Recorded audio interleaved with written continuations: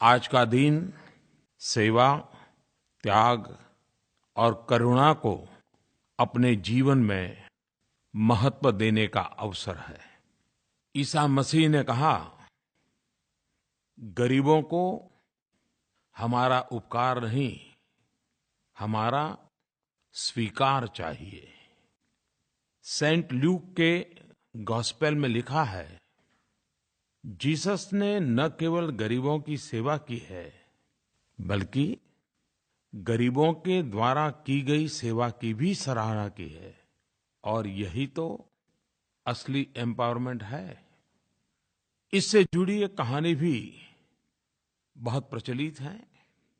उस कहानी में बताया गया है कि जीसस एक टेम्पल ट्रेजरी के पास खड़े थे। कई अमीर लोग आए, ढेर सारे दान दिए।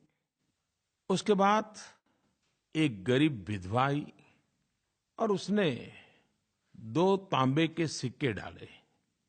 एक तरह से देखा जाए 2 तांबे के सिक्के कुछ मायना नहीं रखते। वहां खड़े भक्तों के मन में कुतूहल होना बड़ा स्वाभाविक था। तब जीसस ने कहा कि उस विधवा महिला ने सबसे ज्यादा दान किया है, क्योंकि औरों ने बहुत कुछ दिया, लेकिन इस विधवा ने तो अपना सब कुछ दे दिया है। आज 25 दिसंबर महामना मदन मोहन मालवीय जी की भी जयंती है। भारतीय जनमानस में संकल्प और आत्मविश्वास जगाने वाले मालवीय जी ने आधुनिक शिक्षा को एक नई दिशा दी। उन्हें जयंती पर भावभीनी श्रद्धांजलि। अभी 2 दिन पहले मालवीय जी की तपोभूमि बनारस में मुझे कई सारे विकास के कार्यों का शुभारंभ करने का अवसर मिला। मैंने वाराणसी में बीएचयू में महामना मदन मोहन मालवीय कैंसर सेंटर का भी शिलान्यास किया है। इस पूरे क्षेत्र में निर्माण हो रहा ये कैंसर सेंटर न सिर्फ पूर्वी उत्तर प्रदेश, लेकिन झारखंड, बिहार तक के लोगों के लिए एक बहुत बड़ा वरदान होगा। आज भारत रत्न एवं पूर्व प्रधानमंत्री आदरणीय अटल बिहारी वाजपेयी जी का भी जन्मदिन है। ये देश अटल जी के योगदान को कभी नहीं भुला सकता। उनके नेतृत्व में हमने परमाणु शक्ति में भी देश का सर ऊपर किया। पार्टी नेता हो, संसद सदस्य हो, मंत्री हो या प्रधानमंत्री, अटल जी ने प्रत्येक भूमिका में एक आदर्श को प्रतिष्ठित किया। अटल जी के जन्मदिन पर मैं उनको प्रणाम करता हूँ और उनके उत्तम स्वास्थ्य के लिए ईश्वर से प्रार्थना करता हूँ। एक कार्यकर्ता के नाते अटल जी के साथ कार्य करने का सौभाग्य मिला। अनेक स्मृतियाँ आँखों के सामने उभर करके आती हैं। आज सुबह-सुबह जब मैंने ट्वीट किया तो एक पुराना वीडियो भी मैंने शेयर किया है। एक छोटे कार्यकर्ता के रूप में अटल जी का स्नेह वर्षा का सौभाग्य कैसा मिलता था, उस वीडियो को देख करके ही पता चलेगा। आज क्रिसमस के दिन सौगात के रूप में देशवासियों को 2 योजनाओं का लाभ मिलने जा रहा है। एक प्रकार से 2 नवतर योजनाओं का आरंभ हो रहा है।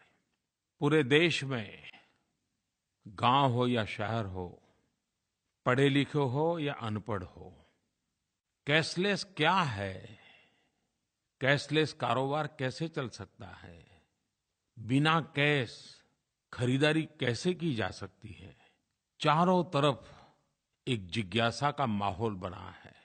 हर कोई एक दूसरे से सीखना समझना चाहता है।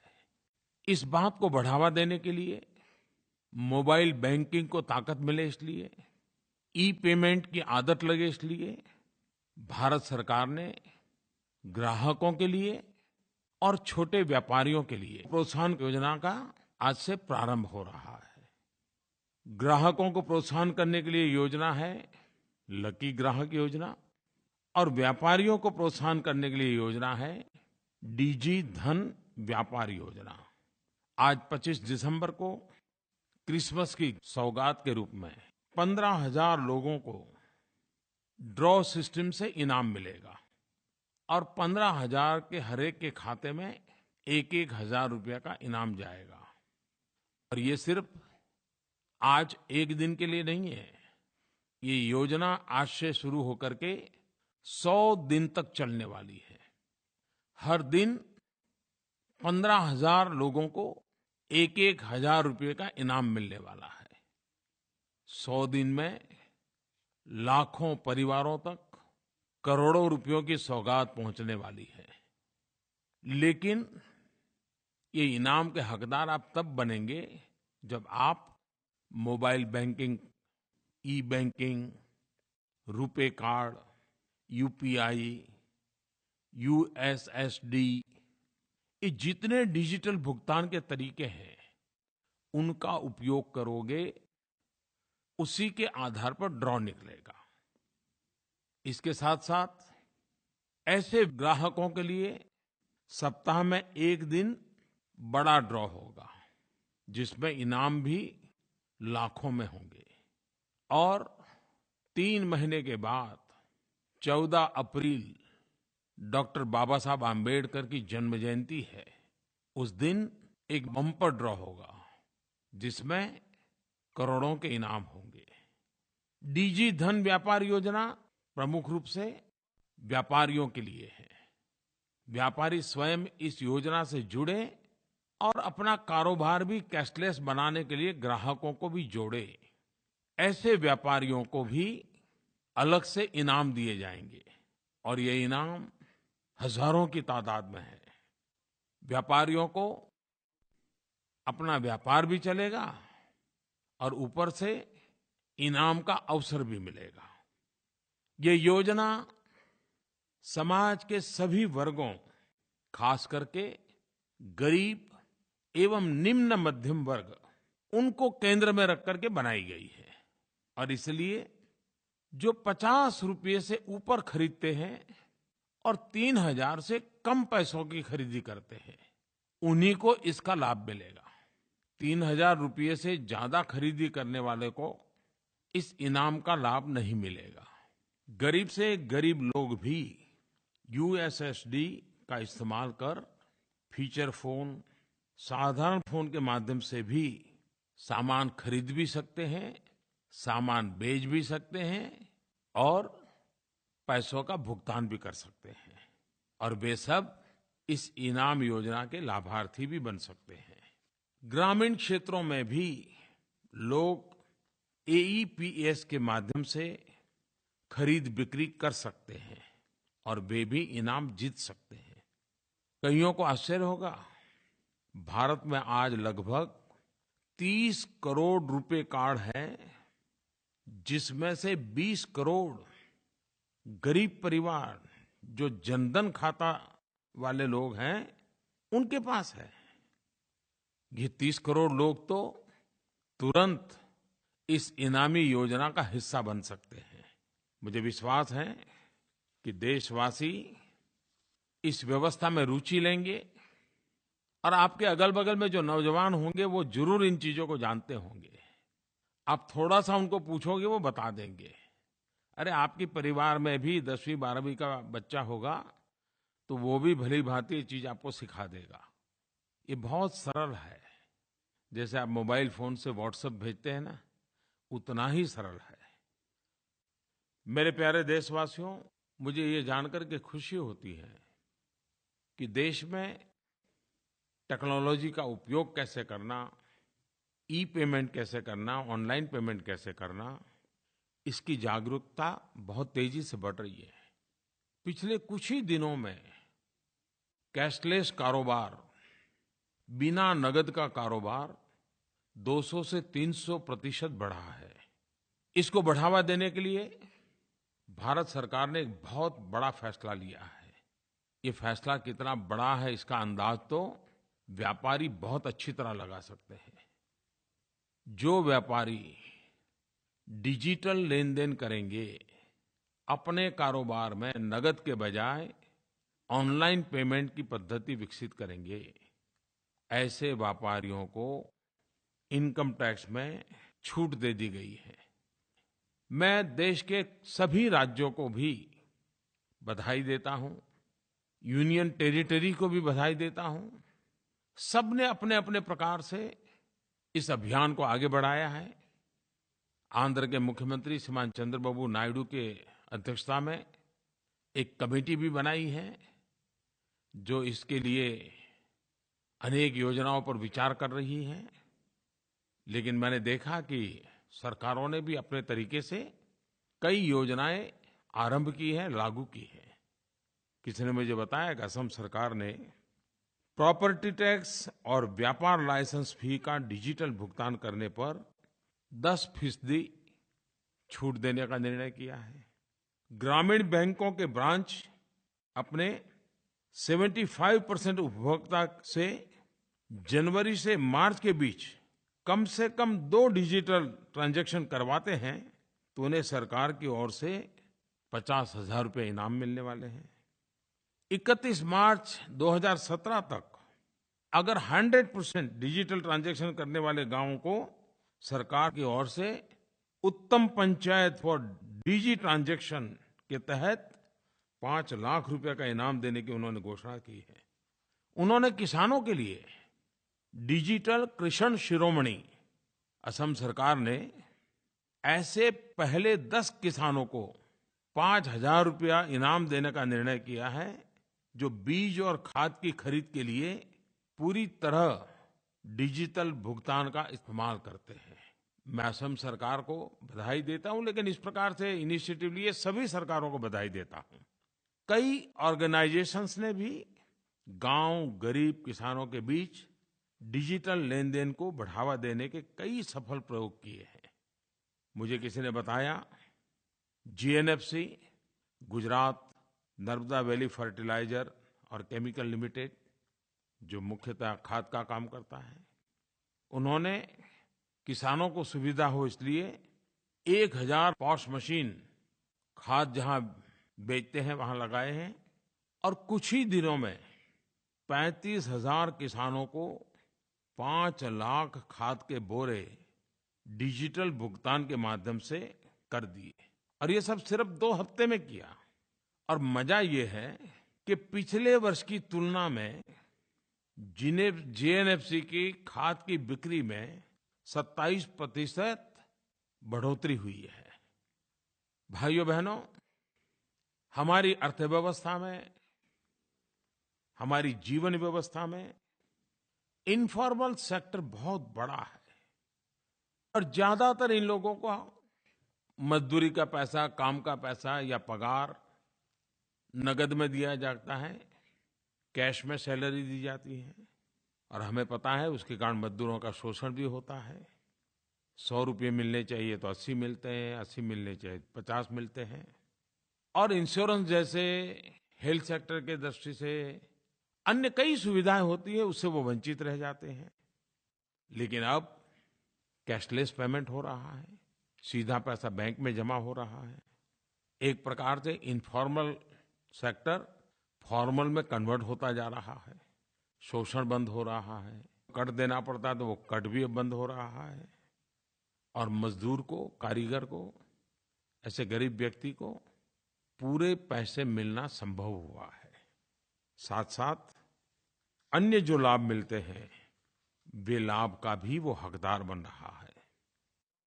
हमारा देश तो सर्वाधिक युवाओं वाला देश है। टेक्नोलॉजी हमें सहज साध्य है। भारत जैसे देश ने तो इस क्षेत्र में सबसे आगे होना चाहिए। हमारे नौजवानों ने स्टार्टअप से काफी प्रगति की है। ये डिजिटल मूवमेंट एक सुनहरा अवसर है। हमारे नौजवान नए-नए आइडियाज़ के साथ, नई-नई टेक्नोलॉजी के साथ, नई-नई पद्धति के साथ इस क्षेत्र को जितना बल दे सकते हैं देना चाहिए। लेकिन देश को काले धन से, भ्रष्टाचार से मुक्त कराने के अभियान में पूरी ताकत से हमने जुड़ना चाहिए। मेरे प्यारे देशवासियों, मैं हर महीने मन की बात के पहले लोगों से आग्रह करता हूँ कि आप मुझे अपने सुझाव दीजिए, अपने विचार बताइए। और हज़ारों की तादाद में माइगोव पर, नरेंद्र मोदी ऐप पर इस बार जो सुझाव आए, मैं कह सकता हूँ 80-90% सुझाव भ्रष्टाचार और काले धन के खिलाफ की लड़ाई के संबंध में आए। नोटबंदी की चर्चा आई। इन सारी चीज़ों को जब मैंने देखा तो मैं मोटे-मोटे तौर पे कह सकता हूँ कि मैं उसको 3 भागों में विभाजित करता हूँ। कुछ लोगों ने जो मुझे लिखा है, उसमें नागरिकों को कैसी-कैसी कठिनाइयाँ हो रही हैं, कैसी असुविधाएँ हो रही हैं, इसके संबंध में विस्तार से लिखा है। लिखने वालों का दूसरा तबका वो है जिन्होंने ज़्यादातर उन बातों पर बल दिया है कि इतना अच्छा काम, देश की भलाई का काम, इतना पवित्र काम, लेकिन उसके बावजूद भी कहाँ-कहाँ, कैसी-कैसी धांधली हो रही है। किस प्रकार से बेईमानी के नए-नए रास्ते खोजे जा रहे हैं, इसका भी ज़िक्र लोगों ने किया है।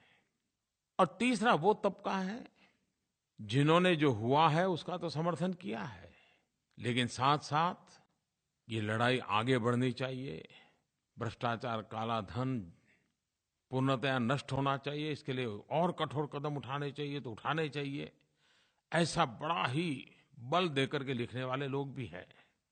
मैं देशवासियों का आभारी हूँ कि इतनी सारी चिट्ठियाँ लिख करके मुझे आपने मदद की है। श्रीमान गुरु मणि केवल ने माइगोव पर लिखा है, काले धन पर लगाम लगाने का यह कदम प्रशंसा के योग्य है। हम नागरिकों को परेशानी हो रही है, लेकिन हम सब भ्रष्टाचार के खिलाफ लड़ रहे हैं और इस लड़ाई में हम जो सहयोग दे रहे हैं उससे हम खुश हैं।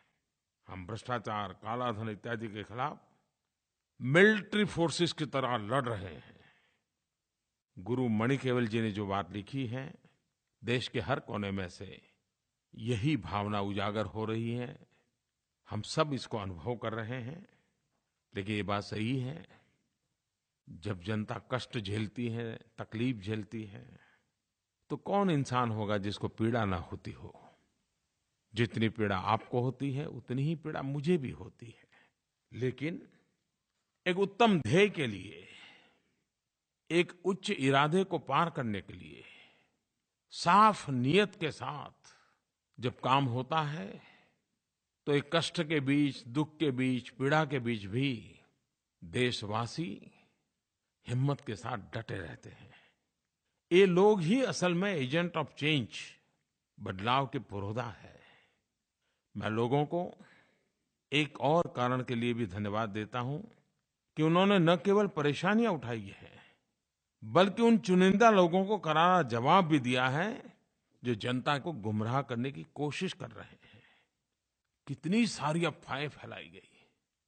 भ्रष्टाचार और काले धन जैसी लड़ाई को भी सांप्रदायिकता के रंग से रंगने का भी कितना प्रयास किया गया। किसी ने अफवाह फैलाई, नोट पर लिखे स्पेलिंग गलत है। किसी ने कह दिया नमक का दाम बढ़ गया है। किसी ने अफवाह चला दी 2000 के नोट भी जाने वाली है, 500 और 100 के भी जाने वाली है, ये भी फिर से जाने वाला है।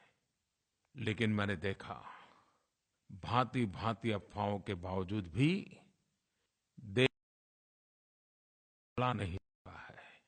इतना ही नहीं, कई लोग मैदान में आए, अपने क्रिएटिविटी के द्वारा, अपनी बुद्धि शक्ति के द्वारा अफवाह फैलाने वालों को भी बेनकाब किया, अफवाहों को भी बेनकाब कर दिया और सत्य ला करके खड़ा कर दिया।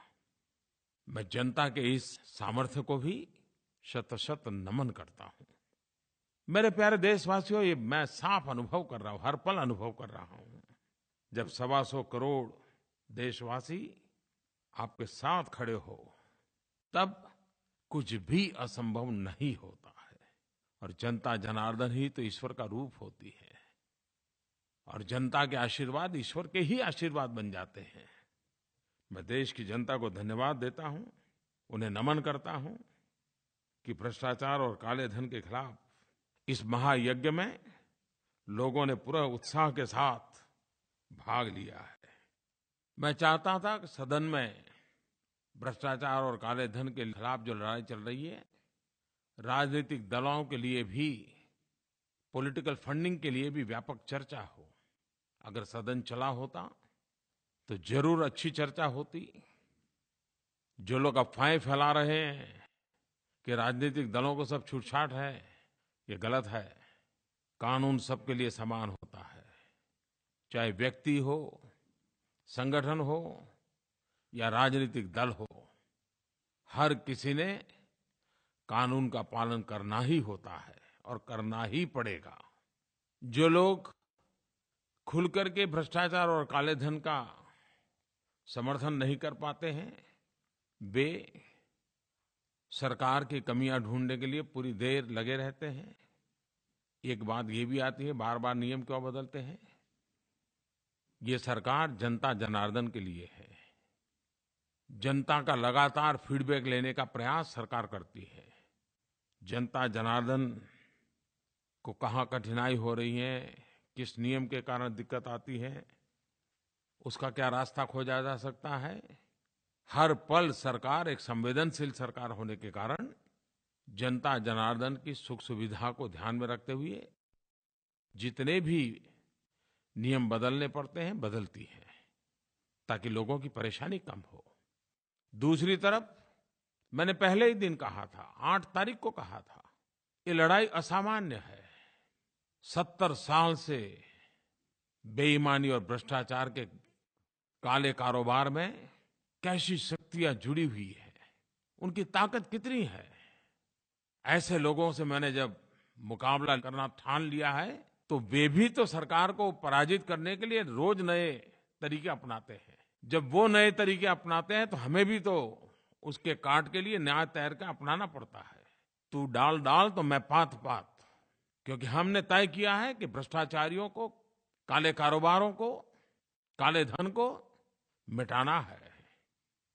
दूसरी तरफ कई लोगों के पत्र इस बात को लेकर के आए हैं जिसमें किस प्रकार की धांधलियां हो रही हैं, किस प्रकार से नए नए रास्ते खोजे जा रहे हैं, इसकी चर्चा है। मैं प्यारे देशवासियों को एक बात का हृदय से अभिनंदन करना चाहता हूं।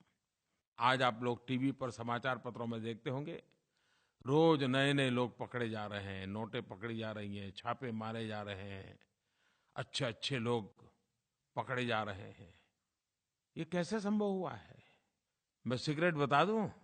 सीक्रेट ये है कि जानकारियां मुझे लोगों की तरफ से मिल रही है। सरकारी व्यवस्था से जितनी जानकारी आती है, उससे अनेक गुना ज्यादा सामान्य नागरिकों से जानकारियां आ रही है। और ज्यादातर हमें सफलता मिल रही है वो जन सामान्य की जागरूकता के कारण मिल रही है। कोई कल्पना कर सकता है मेरे देश का जागरूक नागरिक ऐसे तत्वों को बेनकाब करने के लिए कितना रिस्क ले रहा है? और जो जानकारियां आ रही हैं उसमें ज्यादातर सफलता मिल रही है। मुझे विश्वास है कि सरकार ने इसके लिए जो एक ईमेल एड्रेस इस प्रकार की खबरें देना चाहते हैं उनके लिए बनाया है, उस पर भी भेज सकते हो, माईगॉव पर भी भेज सकते हो। सरकार ऐसे सारे बुराइयों के साथ लड़ने के लिए प्रतिबद्ध है, और जब आपका सहयोग है तो फिर लड़ना बहुत आसान है। तीसरे पत्र लेखकों के ग्रुप ऐसा है, वे भी बहुत बड़ी संख्या में है। वो कहते हैं मोदी जी थक मत जाना, रुक मत जाना, और जितना कठोर कदम उठा सकते उठाओ, लेकिन अब एक बार रास्ता पकड़ा है तो मंजिल तक पहुंचना ही है। मैं ऐसे पत्र लिखने वाले सबको विशेष रूप से धन्यवाद करता हूं, क्योंकि उनके पत्र में एक प्रकार से विश्वास भी है, आशीर्वाद भी है। मैं आपको विश्वास दिलाता हूं कि पूर्ण विराम नहीं है, ये तो अभी शुरुआत है। ये जंग जीतना है, और थकने का तो सवाल ही कहां उठता है, रुकने का तो सवाल ही नहीं उठता है। और जिस बात पर 125 करोड़ देशवासियों के आशीर्वाद हो, उसमें तो पीछे हटने का कोई प्रश्न ही नहीं उठता है। आपको मालूम होगा हमारे देश में बेनामी संपत्ति का एक कानून 1988 1988 में बना था, लेकिन कभी भी न उसके रूल्स नहीं बने, उसको नोटिफाई नहीं किया, ऐसे ही वो ठंडे बस्ते में पड़ा रहा। हमने उसको निकाला है और बड़ा धारदार बेनामी संपत्ति का कानून हमने बनाया है। आने वाले दिनों में वो कानून भी अपना काम करेगा। देश हित के लिए, जनहित के लिए जो भी करना पड़े, ये हमारी प्राथमिकता है।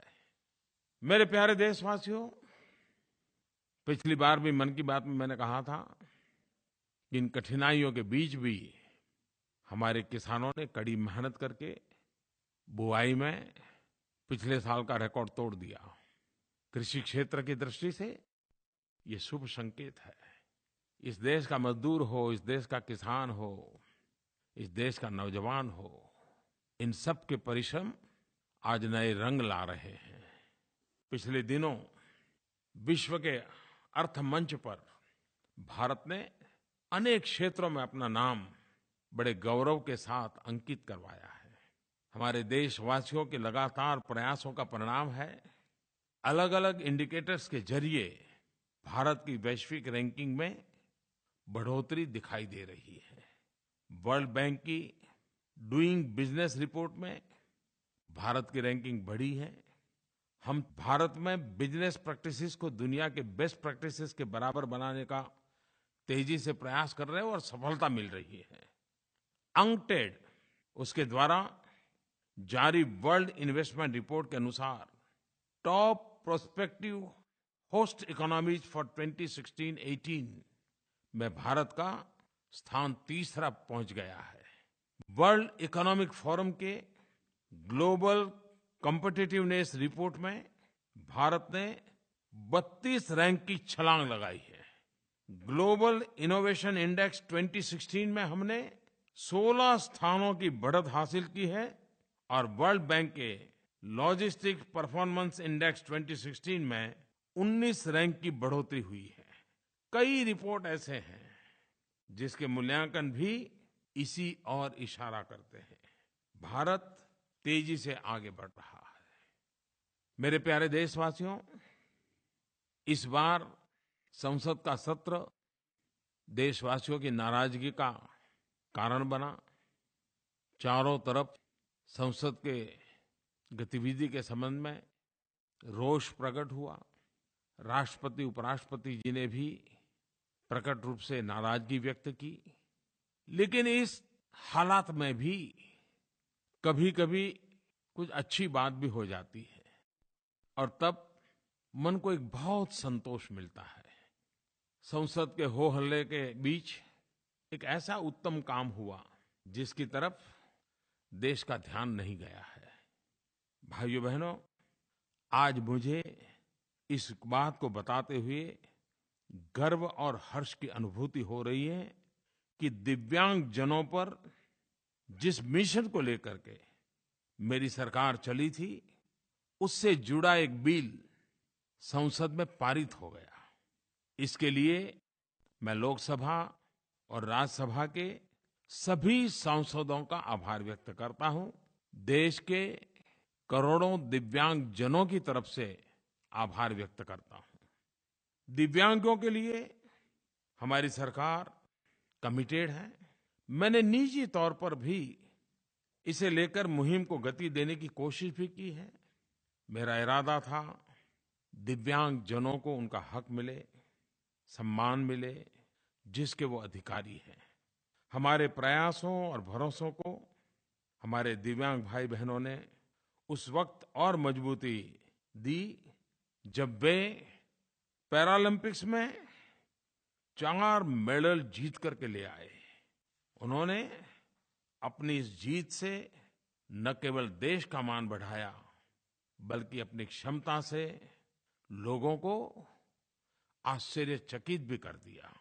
हमारे दिव्यांग भाई बहन भी देश के हर नागरिक की तरह हमारी एक अनमोल विरासत है, अनमोल शक्ति है। मैं आज बेहद खुश हूं कि दिव्यांग जनों के हित के लिए ये कानून पास होने के बाद दिव्यांगों के पास नौकरी के ज़्यादा अवसर होंगे। सरकारी नौकरियों में आरक्षण की सीमा बढ़ाकर के 4% कर दी गई है। इस कानून से दिव्यांगों की शिक्षा, सुविधा और शिकायतों के लिए विशेष प्रावधान भी किए गए हैं। दिव्यांगों को लेकर के सरकार कितनी संवेदनशील है, इसका अंदाज आप इस बात से लगा सकते हैं कि केंद्र सरकार ने पिछले 2 वर्ष में दिव्यांगजनों के लिए 4,350 कैंप लगाए, 352 करोड़ रुपयों की राशि खर्च करके 5,80,000 दिव्यांग भाई बहनों को उपकरण बांटे। सरकार ने यूनाइटेड नेशन की भावना के अनुरूप ही नया कानून पारित किया है। पहले दिव्यांगों की श्रेणी 7 प्रकार की हुआ करती थी, लेकिन अब कानून बना करके उसे 21 प्रकार की कर दी गई है। इसमें 14 नई श्रेणियां और जोड़ दी है। दिव्यांगों की कई ऐसी श्रेणियां शामिल की गई हैं जिसे पहली बार न्याय मिला है, अवसर मिला है। जैसे थैलेसेमिया, पार्किंसन या फिर बौनापन, ऐसे क्षेत्रों को भी इस श्रेणी के साथ जोड़ दिया गया है। मेरे युवा साथियों, पिछले कुछ हफ्तों में खेल के मैदान में ऐसी खबरें आईं जिसने हम सबको गौरवान्वित कर दिया। भारतीय होने के नाते हम सबको गर्व होना बहुत स्वाभाविक है। भारतीय क्रिकेट टीम की इंग्लैंड के खिलाफ 4-0 से सीरीज में जीत हुई है। इसमें कुछ युवा खिलाड़ियों की परफॉर्मेंस काबिले तारीफ रही। हमारे नौजवान करुण नायर ने ट्रिपल सेंचुरी लगाई, तो केएल राहुल ने 199 रनों की पारी खेली। टेस्ट कप्तान विराट कोहली ने तो अच्छी बैटिंग के साथ साथ अच्छा नेतृत्व भी दिया। भारतीय क्रिकेट टीम के ऑफ स्पिनर गेंदबाज आर अश्विन को आईसीसी ने वर्ष 2016 का क्रिकेटर ऑफ द ईयर और बेस्ट टेस्ट क्रिकेटर घोषित किया है। इन सबको मेरी बहुत बहुत बधाइयां, ढेर सारी शुभकामनाएं। हॉकी के क्षेत्र में भी 15 साल के बाद बहुत अच्छी खबर आई। जूनियर हॉकी टीम ने वर्ल्ड कप पर कब्जा कर लिया।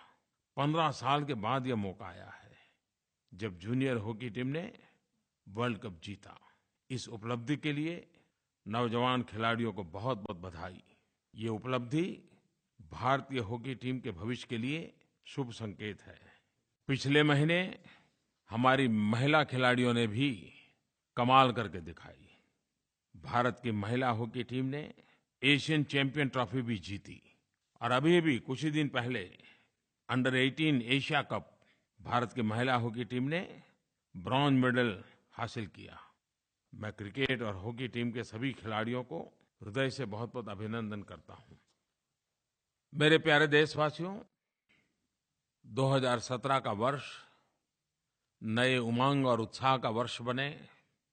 आपके सारे संकल्प सिद्ध हो, विकास की नई ऊंचाइयों को हम पार करें, सुख चैन की जिंदगी जीने के लिए गरीब से गरीब को अवसर मिले, ऐसा हमारा 2017 का वर्ष रहे। 2017 के वर्ष के लिए मेरी तरफ से सभी देशवासियों को अनेक अनेक शुभकामनाएं। बहुत बहुत धन्यवाद।